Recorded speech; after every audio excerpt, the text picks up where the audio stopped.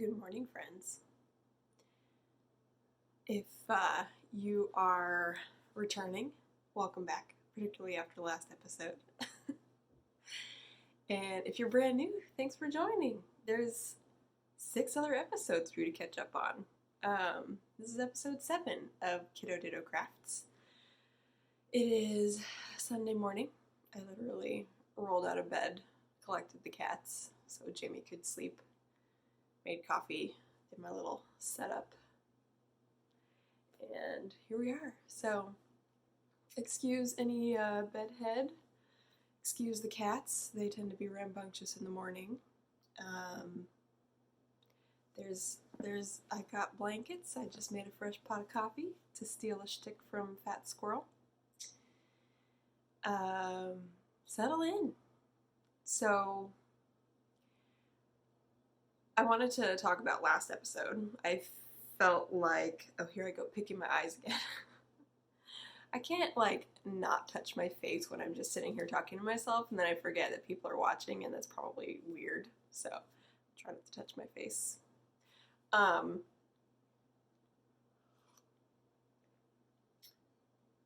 Last episode, I felt, brought some... it was a downer. It was just a downer of an episode. I complained about family stuff, and I complained about what a slog all my projects were, and it's just really just not the energy that I want to be putting out there or bringing to this podcast. Obviously, things are hard days happen, bad months happen, bad years happen. So I'm not taking it down or ashamed of it or anything, but I've just been thinking a lot about what I would have maybe done differently, and really felt like I wanted to record a new episode. Also, I think that I'm going to cut this thought process part out, probably, maybe. Yeah, it's okay that that's what I put out there. I'm not super worried about it, but I specifically want this podcast to be just a place where you can come and relax for 30 minutes to an hour and work on some crafts and not worry about, not feel like knitting is a chore or life is a chore or whatever. So, yeah. All that said, February was rough. It was a rough month. I think that showed. I think I was feeling really bogged down and in a rut about a lot of aspects of my life. I've been trying to meal plan and incorporate strength training into my running training schedule, and none of those things, by the end of the month, it all just fell apart. So I was feeling pretty down, and I'm starting to recover from that. And so Saturday morning, I cleaned the whole house top to bottom, which I haven't done in a while. I usually will spot clean the dire spots, but I used to be very good about cleaning the whole house once a week or every 2 weeks. And I just haven't been, which I think is just indicative of the COVID, the drag of COVID and just being home all the time. Ironically, and also not having people over, that's a huge motivation to clean one's house. Anyway, I'm off on a tangent, but I am making a conscious effort now to let go of some of the expectations and rules I have on myself. I'm a 1 on the Enneagram, if that means anything to you at all, or if you buy into any of that at all. Which, by referencing that, I'm saying I tend to get really caught up on the self-imposed rules and restrictions I put on myself, and I I needed to remind myself with my knitting, it's supposed to be fun. If it's not fun, what's the point? I said that in the last episode. So I cast on a couple of new things.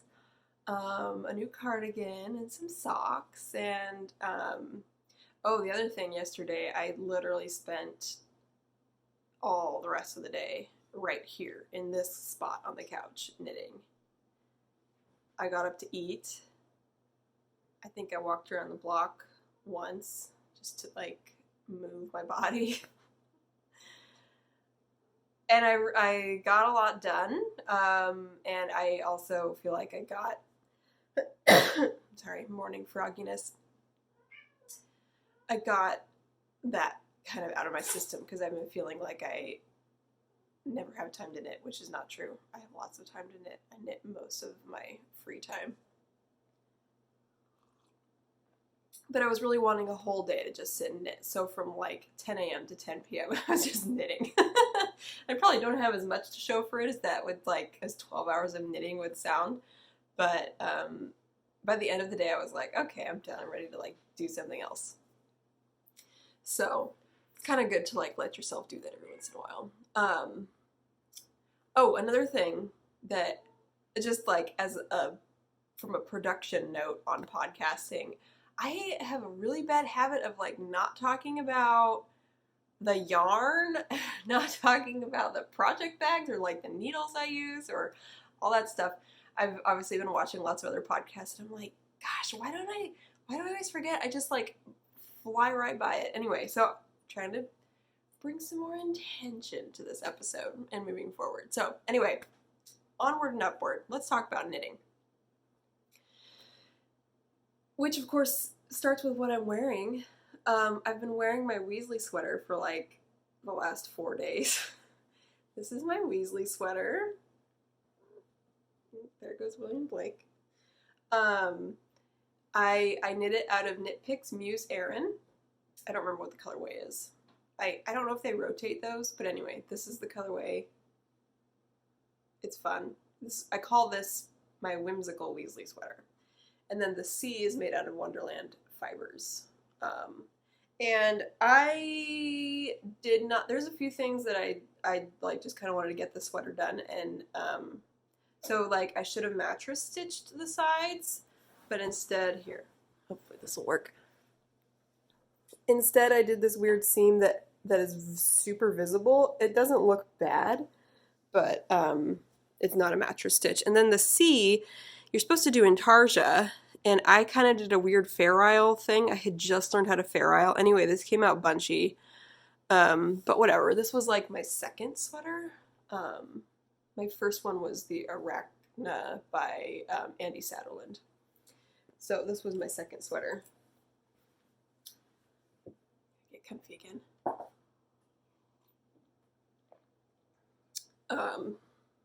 But yeah, I wore it, I knit it and wore it to Harry Potter World in Florida. So I'll put a picture in here of that, me wearing it. I of course found the knitting shop in Diagon Alley and took a picture in front of that. Oh, and then I'm also wearing my Fleet Feet socks. Those are by Fatima Hines, Disturbing the Fleece. And they are knit in a Whimsical Wood Fiber Company, or Yarn Company's Spaz Ass colorway. Used a size 0 on my little Chow Gu shorties. I'm one of those tiny circular people. Yeah, I knit the women's size. I'm still figuring out sock gauge. I think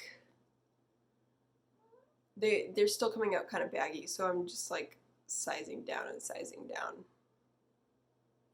on like stitch count and stuff. But anyway, I'll talk about that more when I talk about the sock I cast on. No, not system preferences. FOs! I have none, except of course what I just shared. So, works in progress. Should I talk about the new ones? The cast-ons? Yes.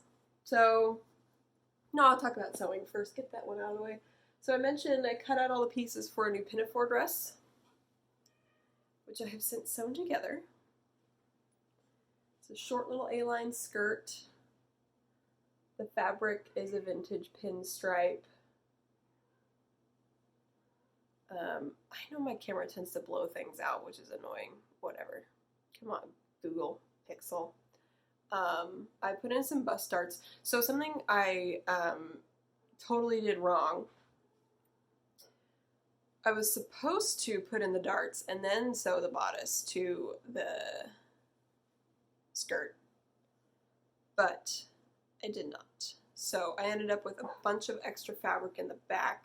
There's a couple things I need to do still. These zippers don't stay up very well on their own, so I tried like an elastic and a button, but because I didn't have any of those little hook and eye enclosure things, so that was not working. So I ordered some hook and eye enclosures, and those will be here next week.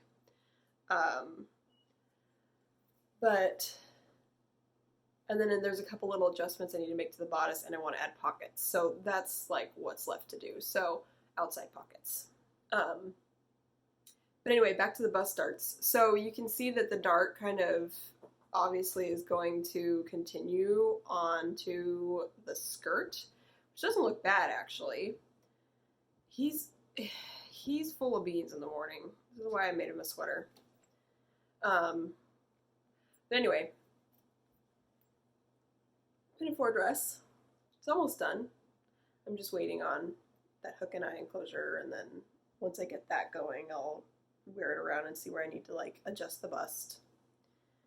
But yeah, that's the thing I worked on this week. Okay, now let's talk about new knitting cast-ons, because this is a craft podcast, so that I can talk about sewing and mail art and randomness, but mostly knitting. So we'll talk about the socks first. I've shown this yarn before. I do have the ball band here, Alexandra Art of Yarn. This is her Silverton base, and the colorway was custom dyed for the Twisted U in Boise, Idaho. And it is called Indian Summer. And it is beautiful. It's very expensive. It's a superwash merino nylon tencel blend. I work for a mattress company. We sell tencel sheets. They're so fancy. So tencel socks should be nice. And these are going into my Christmas sock box. I am using the Pine Tree, parentheses, Christmas Pine Tree socks by Alessandra Parsons. It's a free pattern. And it has, I just have the toe so far. Hopefully you can see it has these little lace motifs that look like little Christmas trees. Which one is the better one? This one looks better for some reason. See the little tree, this little trunk, and then the little branches. So that motif runs up the foot and then encircles the leg. But I have a little green pear and a little red pear stitch marker. So Christmas.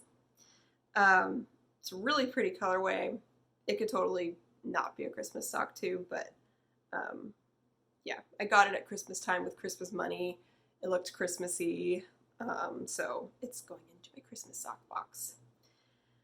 Yeah, this is the second time I've used Alexandra the Art of Yarn yarn before. The other one was in a shawl, and it's been scrumptious to knit with both times, so it's really nice to have a sock. I forgot how quickly socks go. I felt like I was, I flew through that first set of motifs, which leads me to believe this sock pattern or project is going to just fly, because it's exciting to get through each of those motifs. By the way, lace is scary, but this is a great project to start with. Of course, it's a sock project, so that adds to the intimidation factor. But you don't need to be intimidated by socks. You don't need to be intimidated by lace. Just follow the instructions. It's it's a really easy lace pattern, so very fun to knit. Highly recommend it, and it's free. Gotta love free. Project bag. Oh no, needles. I'm remembering things. These are my usual. These are zeros. In my little shorties. I like to do toe up, which means I have to magic loop the toe up. I recently got some longer of the mini cables, so that's easy to do.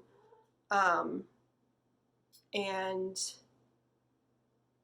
I'm always itching to get down to the shorty because that goes faster for me, but I really need to get like 2 inches up on the foot before it becomes very comfortable, because it like really stretches out if you do it too soon, even though the same number of stitches are on the needle.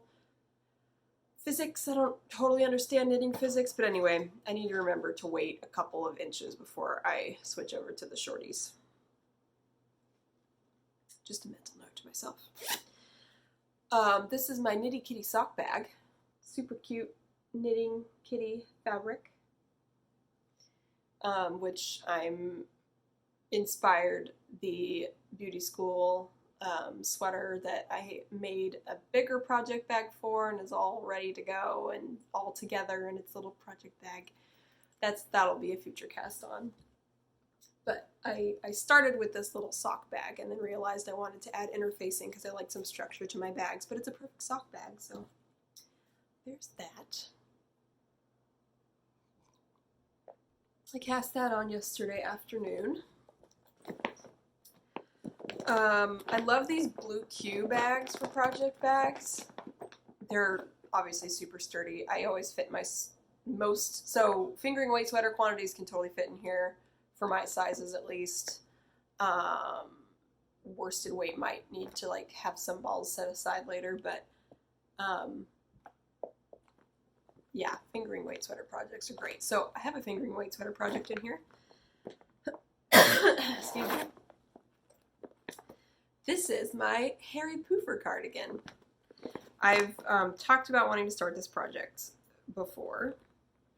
I'm using the Le Pouf pattern by Beta Jezek. She's involved with hedgehog fibers. I'm not like 100%. I don't know who the names are behind hedgehog fibers, but this designer they have has tons of free patterns, obviously for use with their yarn, but they're free, so you can use them with whatever. This is the Le Pouf cardigan. There's also a sweater version. But I had these yarns, I've showed these before, but from Whimsical Wood Fiber Company, who's one of my favorites. Got all my balls here. This is Badger, Harry Potter, Hermione, and Minerva McGonagall. And I think they are going to make a beautiful fade for this cardigan. And hopefully there'll be a little bit left over for a future project. But here's what I've done so far. I've made so much progress already. Started this a couple days ago. So you can see I've already faded. This is actually upside down here. Is it? Yeah. Yeah, so like this is the shoulder, this is the neckline, neckband, shoulder, cardigan. So it's worked flat, so there is quite a bit of purling. But I don't have any cardigans because I wanted to avoid the purling, and I'm like, just gotta bite the bullet. Time to do some purling. But I've got Minerva McGonagall up here, and then what you do is you hold the yarn double. So it's fingering weight, but you're basically working with a DK worsted. And then because it's held double, you can marl it and then fade it much more smoothly.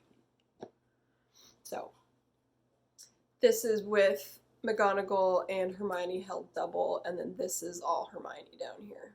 But anyway, isn't it pretty? I love this yarn. I've never been disappointed by Whimsical Wood Yarn Company. I love all of her work. But it's like, it's so squishy and like soft and yummy, and I love it. So it's been very fun and mindless. You basically just do increases on the shoulders. My little, I don't know if you can see that little pink stitch marker there. Came with my Chowgu sets. So making good progress here. I'm knitting this with 6s. My little Chowgu interchangeable. I just yesterday completed my set from 8s through 0s. Yeah. Because when you first start, you're like, I don't know what I like. But it turns out I really like Chowgus. So, stainless steel. So, I would have bought an interchangeable set right from the get-go if I had known, but I didn't know, so I had to slowly acquire them all. Now they're all acquired. They're not all 5-inch, which I love. I love the 5-inch tips, but that's okay. I can deal with 4-inch tips too. Yeah, pretty. I love it. I'm very excited to wear it. So that, like, starting this project kind of on a whim helped me kind of get out of my knitting rut, So I made a couple hats, I made a couple sweaters, but they felt like procrastinating from other knitting projects, which is not a great feeling. But this, like, starting a whole new sweater project, like, was like giving myself permission to have fun with knitting again, which is silly. Silly the games we play with ourselves, right? But anyway, oh, that squishy, beautiful yarn. I've been excited about this project for a very long time. I knew long ago that I wanted to use these together in a fade. And I think this is the perfect project for it. So that's been super fun to work on that. And after spending all day working on that and my socks, I pulled out my Shushi Shrug again. Shoo-sui. Shoo-sui. So, the pattern is by Suzanne Somers. It's a gorgeously written pattern. I highly recommend her. I don't know if I recommend this pattern because it's been a slog. But if you're down for a giant fingering weight project, I discussed all my woes about giant fingering weight projects in the last episode, so I don't need to bog this one down with that. It's so, like, I'm to the stage now where it's starting to feel real, and it's big and beautiful and squishy, and the end is in sight, finally. I have little sleeves. Look at that cute little sleeve. Tiniest little sleeve ever in your whole life. It's basically meant to just like cover your, this like a wristlet portion of your arm. It's brioche. I love brioche, even though it takes forever. But after working on a bunch of other projects, I really was able to come back to and enjoy this one. So I've actually, feels like I've made a lot of progress since last Sunday, when my last episode was. It's huge. What happened? Sleeve separation is what happened. So it's big and beautiful, and I can see the camera through it, which is how it's supposed to be. It's supposed to be kind of a loose gauge. See my hands through it. Anyway, I love it. It's been a product knit, not a process knit. It's been trying on my patience, but like I said, the end is in sight now. It feels big and beautiful. Here's the back, or the inside, this is reversible, so I could wear it like this if I wanted to. Isn't that just beautiful? I love it. I love brioche. Brioche is wonderful. So, here's my giant shoo shui shrug. Sorry if the cats are knocking at the cables. Thought I saw the camera move. Anyway, my giant bat wing shrug. There's the thumbnail. So, good news on the shoo shui shrug is I'm back to enjoying the process again, which is a wonderful place to be. I still haven't picked up my Sapilla sweater. That one needs some more time and time out, I think. This is what time out is for. So you can heal your relationship with your knitting. The knitting didn't do anything wrong. Well, sometimes. Project bag. Oh, no, needles. Good Lord. Yarn! I never talked about the yarn on this one because I started it and then I was like halfway through working on it before I recorded another episode, so I totally forgot that I haven't even talked about the yarn. So let's start with the yarn. The gray is Robin's Promise. It's a tonal gray in one of her fingering weight. I think I have all the...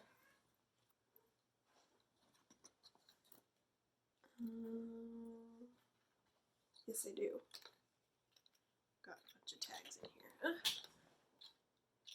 Okay. This is the Little Bird Fingering, which is 100% superwash merino. 4-ply. Robin's Promise. Don't look at the price, guys. God. I don't know why I need to hide the price from you. This isn't a gift to you. Gift to myself. I think it was like 30 bucks.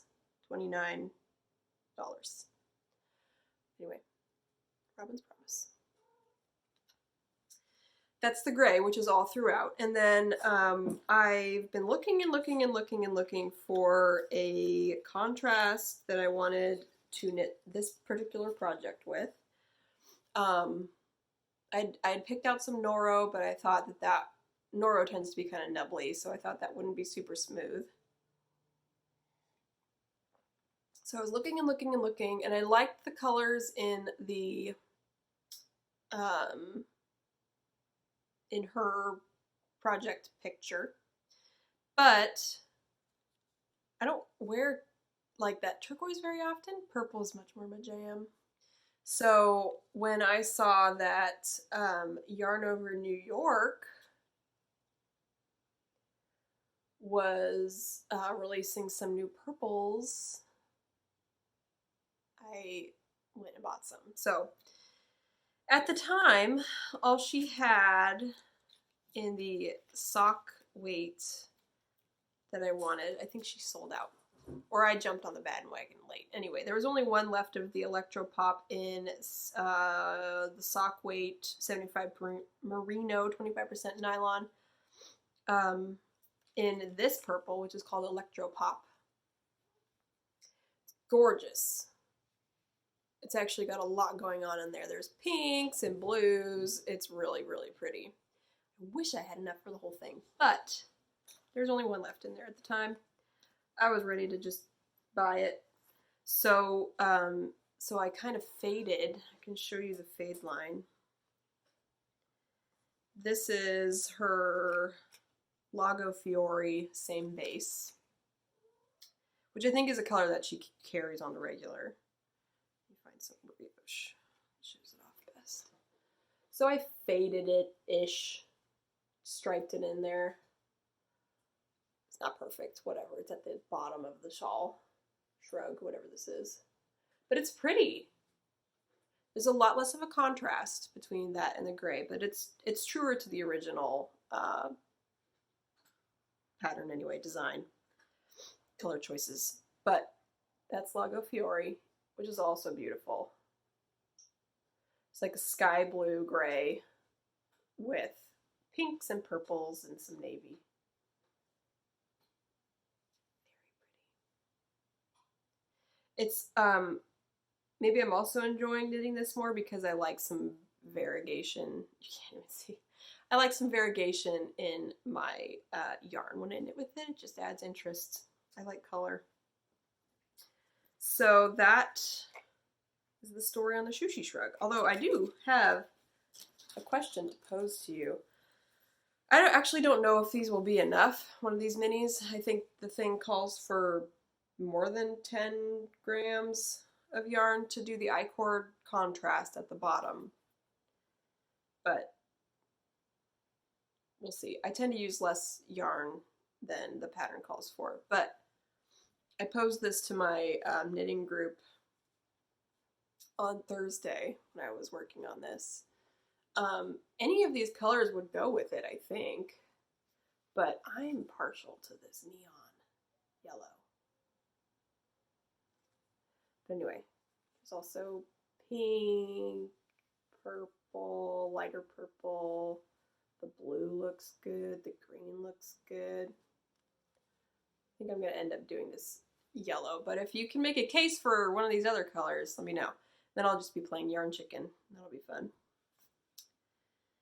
I don't want to make the bind off tight either, so maybe I won't use one of these. Maybe I'll have to go find some neon yellow. I know Hedgehog Fibers has a nice bright neon yellow. I might even be able to find another mini. My local yarn store is called Heartstrings, and they've got lots of Hedgehog Fibers minis. I might be able to find one that matches that and just get that to finish the I-cord. Anyway, thinking out loud. Oh, these minis are by PK, called PK Minis. Some stash diving. Pamela Kirschman dyed them, and then I'll put a link to her Etsy shop too. But there it is, in case I don't. Hopefully you can read that. I got some self-striping yarn from her too, which I love, and I have enough to make another set of shorties that I'll probably do someday. Socks. So, minis. Talk more about minis right now, because that's it for what I've been working on. Works in progress.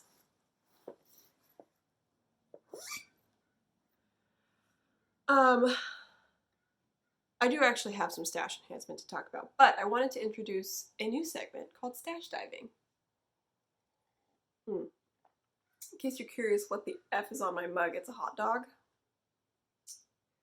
For my favorite podcast, TVTL, any 10s out there? I'm not going to try to explain this podcast. You just kind of have to dive in. But it's my favorite. So what do we want to do? Stash diving or stash enhancement? We'll do stash enhancement because it's not much. It's just a couple minis. So I went to Heartstrings yesterday to finish my needle set. My Chowku interchangeable tips. Needed a 5 and a 6.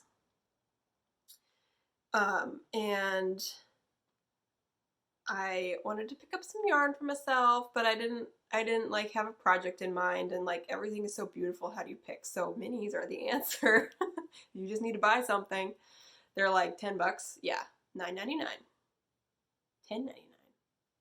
The solids are probably $1 cheaper. Anyway, this is Hedgehog Fibers. Everyone knows Hedgehog Fibers. This is egg yolk. Isn't that pretty? I'm warming up to yellow quite a bit. Yellow was never my color before. And then this is called Heyday, which is pretty and fun. Has some navy, lots of neon. I love neon. But anyway, they don't necessarily go together, but they're very springy. Exciting. So, speaking of minis, I want to start a scrap blanket, either Cozy Memories or Granny Stripe. I'm not sure.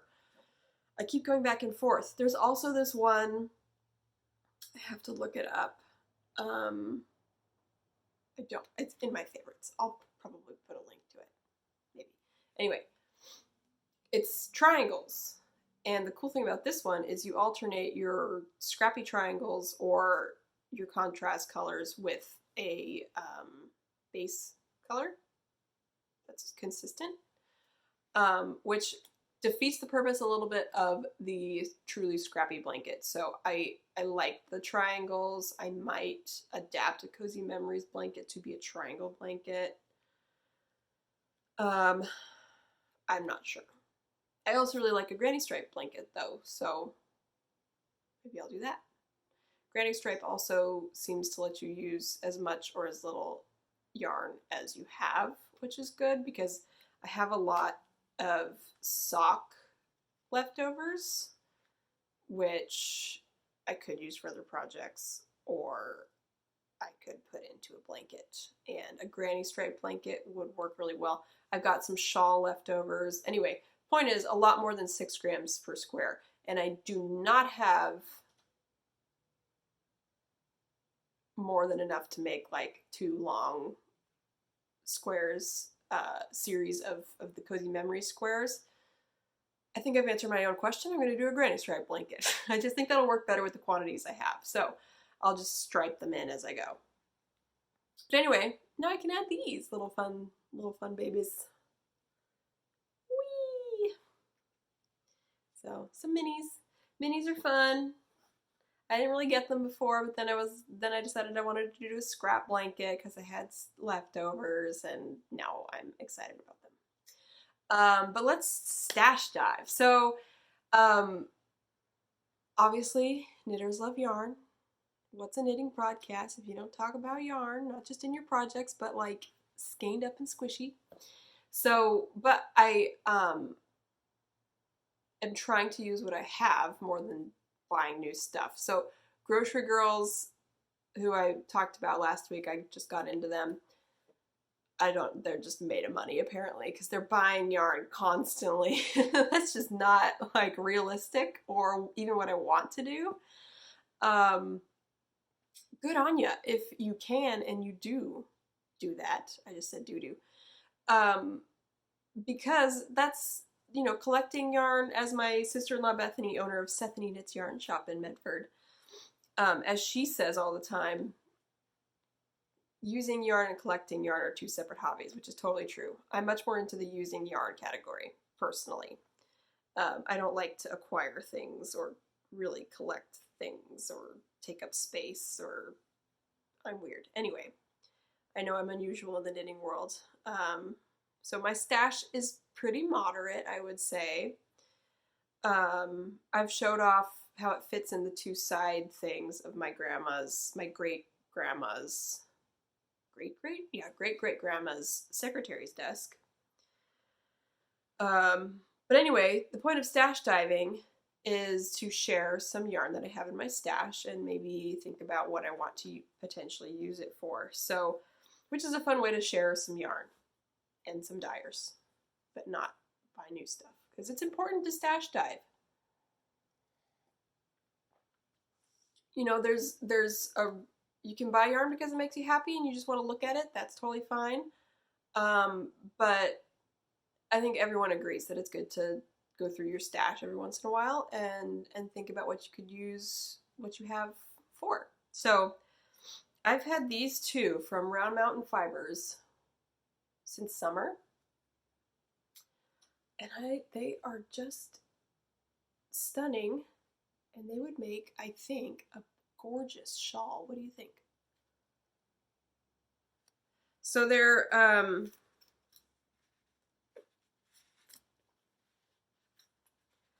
what are they? They're both, obviously they're both fingering weight. They're both superwash merino. The tags are slightly different. So this is Lightning Bug Green, which is definitely a green. It might come off more of a neon yellow, but and by itself it does look pretty yellow, but when you put it with something you can see, oh yeah, it's got that green tone to it. Round Mountain Fibers is stunning. She's from Vermont, And she has multiple collections based on nature. This is from the entomology collection because bugs. But she also, so I think this is one of her regular colorways that she keeps in stock all the time. But then she also does this monthly yarn club for each of those collections, I think. So this is entomology. This is aquatic. This is called the Blue Morph Green Frog. So she'll take a picture. Oh no, this is, oh, okay, this explains it. So this definitely feels like a merino. This is softer. It's got nylon in it. This is the alder base, which is 80/20 merino nylon from Canada. And then this is superwash merino in, I don't know what base. But anyway, back to the collections. So she has this monthly club where club members can nominate pictures for her to base her colorways off of, and she gets them spot on all the time. They're gorgeous. So I participated in the club for a couple of months and got some really, really pretty skeins of yarn. I actually don't know if this was in the club or I did stop by Sethany Knits on a visit to my in-laws and picked up this for sure, and I think this might have fallen in my cart as well. But anyway, it's so, so pretty. Got black, and then this beautiful vibrant blue, these greens, all the way up to a speckled white. So pretty. And so pretty with this, I think. They're just beautiful together. So I have a couple of potential patterns. I've been itching to cast on shawls. I don't know why. Maybe it's all the grocery girls I've been watching, but I'm much more into knitting sweaters. And maybe I would be more into shawls if I had more shawls. I don't know. Shawls are fun to knit though. It's definitely a process thing. But so there's a couple of patterns here that I will put pictures in. This is enough yarn for these patterns. And I'm not sure. Deciding on a pattern is sometimes difficult. So I'll share these. There's three here. So Tammy Gore is a BIPOC designer. And this is her Relentless shawl, which I think would look really cool in these colors. And then Leslie Ann Robinson, the brioche queen, right? I have been admiring her designs since I started knitting 2 years ago, and I just have never bought or knit any of them. But this might be the time to dive into some of her patterns, and I think I probably will, because the Shu Sui Shrug has not turned me off of brioche and fingering weight yet. So there's two that I think I would really like to knit. One is Dottie Jane, which from knitting two of Casapinka's patterns, I know I really enjoy a transition of texture between, when you're knitting a shawl. I find that really interesting and fun. It keeps me engaged. It's fun to look at, and then with these two colors, I think that would look really cool. But then there's also Zing Zip, which maybe I'm just biased because the colors are similar-ish, which I do have a hard time, I should turn my Ravelry into black and white. That's not a bad idea. I know there's ways to do that on Chrome, but light bulb, ding. But yeah, I have a hard time separating the colors in the original pattern pictures from what I have. I try to kind of branch out, but this would look really cool in Zing Zip too. But Dottie Jane would probably be more fun to knit. I'm probably gonna do Dottie Jane. I don't know. Zing Zip is so cool though. I don't know. What do you think? What should I do? Tell me what to do. I don't want to make a decision. So, stash acquisition, stash diving. I'm excited about the stash diving segment. I think it will be fun. Everybody likes to look at yarn. So, what to watch next? Instagram recommended that I follow someone named The Electric Sheep. Her name is Lauren, IRL. The Electric Sheep is her handle. Oh, William Blake. Anyway, she has a YouTube channel also. She's a podcaster, video podcaster, knitting. She's 3 episodes in as of the recording of this, and I really enjoyed them. I watched them all in one day because that's what I do. And I really like her. She had her mom on for one episode. I love the projects she picks. I like that she pushes herself color-wise and takes on really big projects. And she has a cute cat named Rue. I'm all about the cats. Right on cue, right? Hi, BB. So yeah, go check out The Electric Sheep. It's fun to get in early on some of these podcasts. It's nice to have a huge backlog, but it's also nice to get in early before there's just, you're never going to catch up. So yeah, go subscribe to The Electric Sheep. Go find her on Instagram and follow her there. Oh, fun fact, she's also in the Southern Oregon area, right where my sister-in-law is, and her family, and her shop, Sethany Knits, which I've mentioned a couple times on this episode. She's been to Sethany Knits, so that's super cool.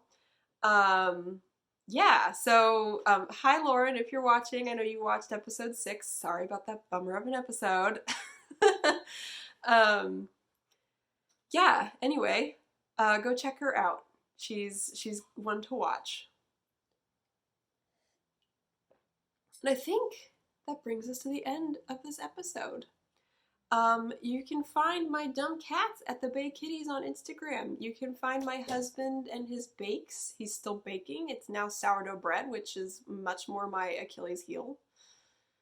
I don't have much of a sweet tooth, but oh my god, I have a bread tooth, so I kind of hate him right now for making multiple loaves of sourdough a week. Not really. It's good bread. Anyway, so you can find him at Jameson Blair on Instagram and his bakes, and then you can find me at Kira Knits Things on Instagram. I've been kind of spotty on Instagram. Am I gonna get into this at the end of the episode? Sure, why not? A couple years ago,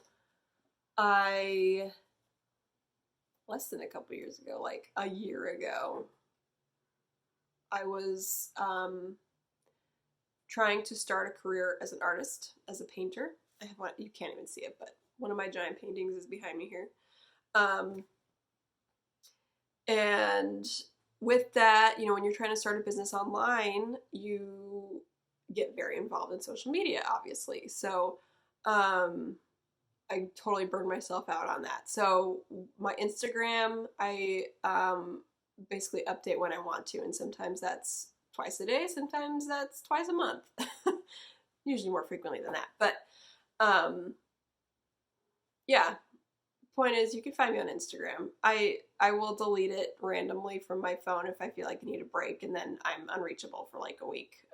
But I'll always download it again. I always come crawling back to ye old Instagram. I refuse to get into TikTok. I do not need. No, sorry. Sorry.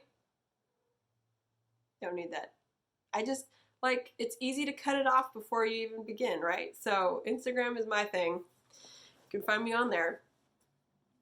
And yeah, if you like, this is a much longer episode. I'm looking at the timestamp.